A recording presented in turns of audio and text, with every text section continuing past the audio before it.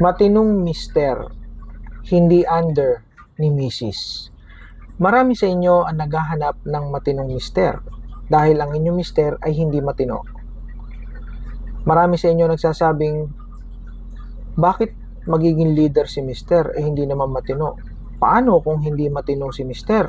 Paano siya magiging boss? Paano ko siya susundin? Hindi naman siya maayos na tao. Ito ang mga comments ng mga misis. Pero ang tanong, bakit nagkaganon ang inyong mister? Ang inyo bang mister ay simula nang kayo ikasal o simula nang naging magkarelasyon, ay talagang ganyan na? Ganyan na ba talaga siya? Na wala siyang plano sa buhay, hindi nagsusumikap, at hindi matino? Ganyan na ba talaga siya? Yan na yung default niya? O yan na yung kanyang original na pagkatao nung nakilala niyo siya? Ngayon, kung sasagutin niyo ako ng oo, bakit ninyo pinakasalan?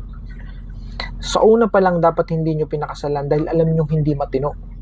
Ngayon, kung yan ay matino, pinakasalan ninyo.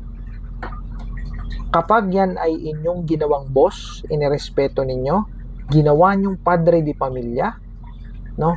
Yung kanyang pagiging matino, lalong titino yan. Magiging mas creative. Magkikreate yan ng maraming goals. Magkikreate yan ng plano. Eto, kailangan may bahay na tayo na sarili sa loob ng ilang taon. Ito, magtatayo tayo na negosyo, mag-iipon tayo, okay?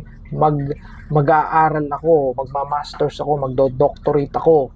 Ikaw, ganito ang gagawin mo, mag-masters ka din, ako mag-aalaga ng bata habang nag-aaral ka, ganito, magnegosyo ka, popondohan kita. Ang daming naiisip. At hindi ito papatol sa mga babae na nang-aakit sa kanya. Bakit? Kasi matino nga siya So, lalong tumitindi ang pagtino ng lalaki kapag inirerespeto ng kanyang wife. So, patino ng patino ang lalaki. Nagiging magaling na husband, nagiging magaling na ama sa kanyang mga anak, at nagiging maayos na tao sa kanyang mga kapitbahay at mga katrabaho. Ito ay nagsisimula sa magandang trato ng kanyang misis. Ito ang tinatawag na dynamics ng relationship. Masculine ang lalaki, feminine ang babae. Leader ang lalaki, ang babae ay sumusuporta. Hindi nagiging balakid o hindi siya nag-overtake o hindi niya ino-overthrown ang kanyang mister. Hindi siya pumupwesto sa trono ng mister bilang padre di pamilya. Ito ang dapat para lalong tumino si mister. Ngayon, matatanong ninyo, ay paano yung mister na hindi matino? Alam ninyo, nung pinakasalan nyo yan, kung yan ay hindi matino, kasalanan nyo yan. Ngayon, kung yan ay matino, pinakasalan nyo. Matino, pinakasalan nyo. At dumating ang araw na hindi na yan matino. Ito ay dahil sa inander ninyo ang mister ninyo.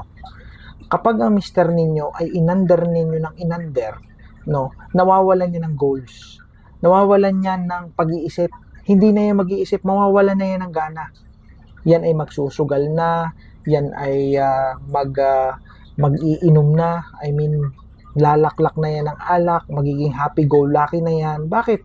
Kasi, okay lang naman, iniisip niya, okay lang naman, misis ko naman na magaling misis ko naman lagi ay nasusunod. Di bahala siya na maghanap buhay, bahala siya sa tuition fee ng anak namin kung saan siya kukuha.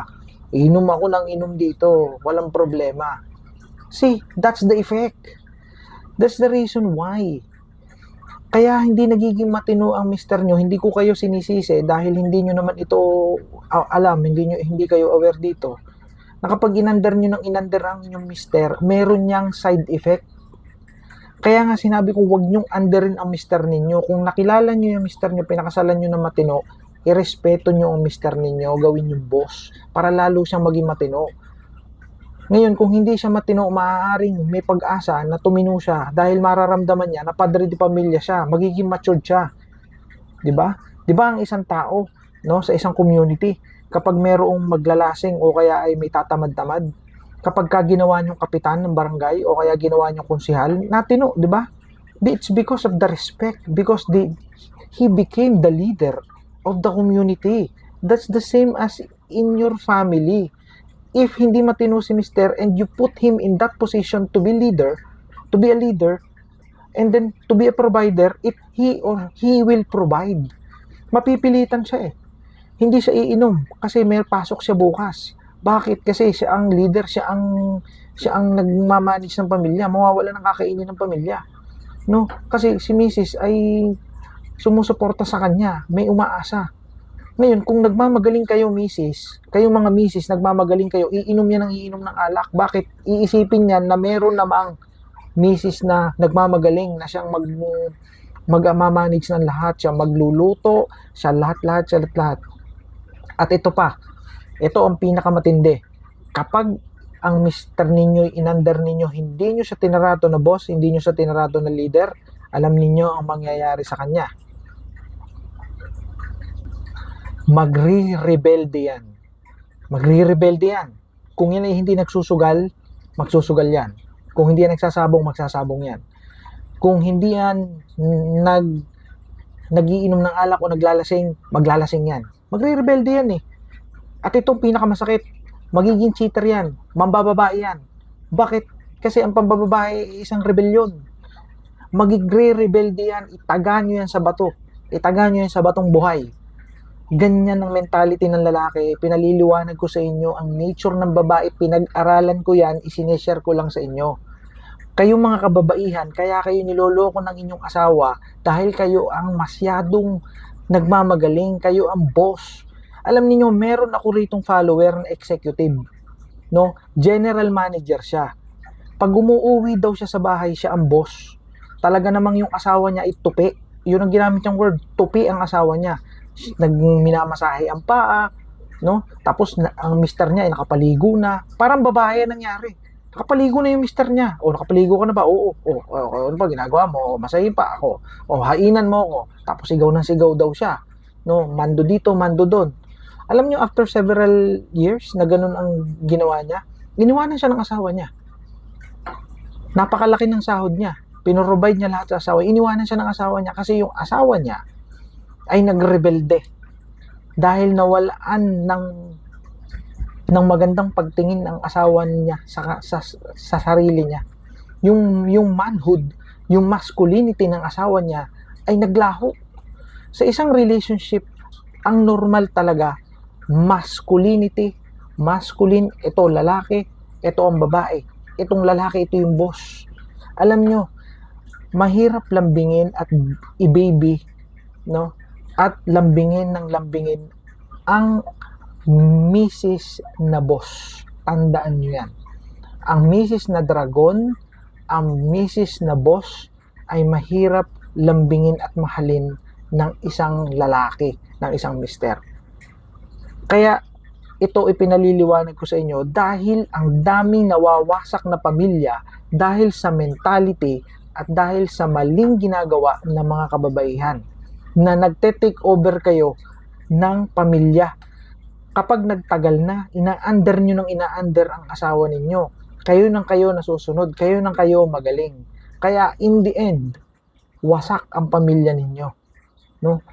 Tapos, anong gagawin ninyo sa inyong asawa? Pagbibintangan nyo na babaero, pagbibintangan nyo na mahilig sa babae, pagbibintangan nyo na manyakis.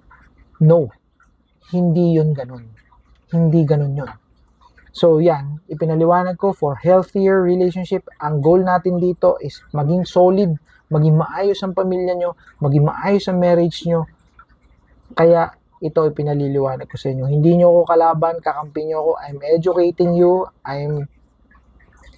I'm teaching you how to respect your husband para maging maayos ang relationship ninyo. Okay? So, meron din akong discussion about sa mga lalaki, sa mga husband. Huwag kayong mag-alala. Ngayon, it's for you. Okay? So, I hope you learn from here, from this content. No? Sana makatulong ito. This is Nurse Ultimatum again. See you in my next vlog. See you in my next content. Bye for now.